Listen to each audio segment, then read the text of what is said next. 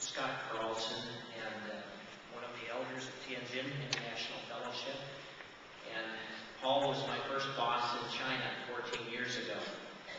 So I've known him a long time, and more recently, in the last several years, we've worked together trying to get our businesses going. I think Nate hit it right on the head when he talked about Paul being so full of life. And that's really why his passing hits us so tremendously hard. It was, in the first few days, what we said to be something we couldn't even speak of. Amazingly difficult.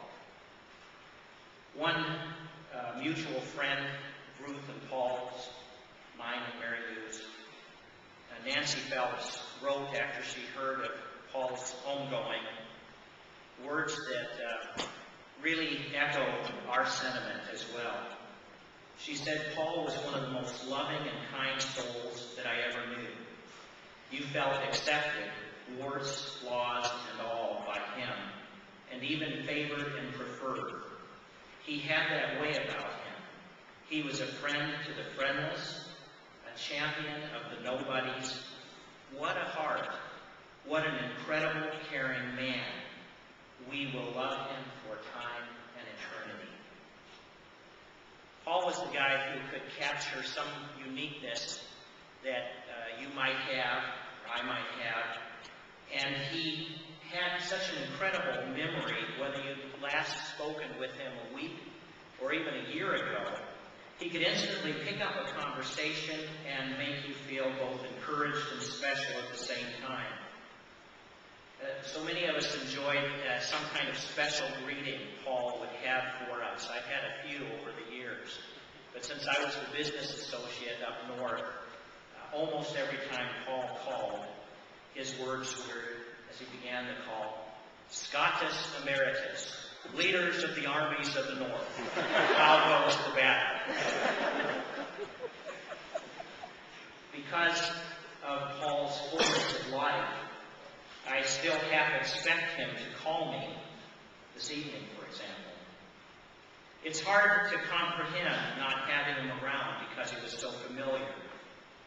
Paul might be chatting with you one moment and was so at ease with himself, the next moment he would break out in his bass voice in a hymn or a line from a song to express the joy of his heart at that moment.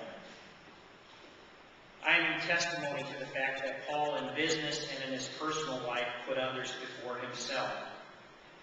I was struggling in my company, and I had this affliction where there was a nerve on the side of my face that had just about did me in. And Paul and Chong, dear business associate, took it on themselves to fly to Tianjin to find a way to help me without me even asking them. Whoever might call him, Paul would import that issue or concern into his life and never miss a beat, going to work to find a solution, even if it meant nothing in return. And usually he'd come back, often the same day or in a few days, with a plan, the name of somebody who could help, and before you'd know it, there'd be an email in your box with certain keywords to encourage you in bold print, highlighted and in larger font. Paul was an amazing encourager and a master of all forms of communication. I remember asking him, "How in the world can you tolerate this much email?" And he told me he had taken a class. Due to the fact that everything about Paul exuded energy, he told me several times that people sometimes accused him of having an A-type personality, which he denied. He often characterized himself instead as a sanguine who had integrated work into daily life. And so I finally looked it up, because I never really knew what sanguine meant. And the dictionary defines it as a person who is cheerfully optimistic. I think Paul hit it on the head, too. Paul made it seem as though he enjoyed everything.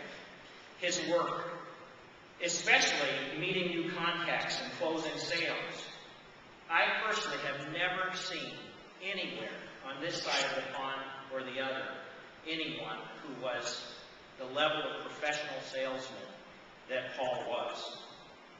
And I don't think that I would be far from the truth to say almost 18 months ago when I went to Denver with Paul and attended a worldwide partner conference for Microsoft where over 10,000 people were there, Paul knew more people than anybody else. Absolutely. No exaggeration. Paul loved and enjoyed Ruth and shared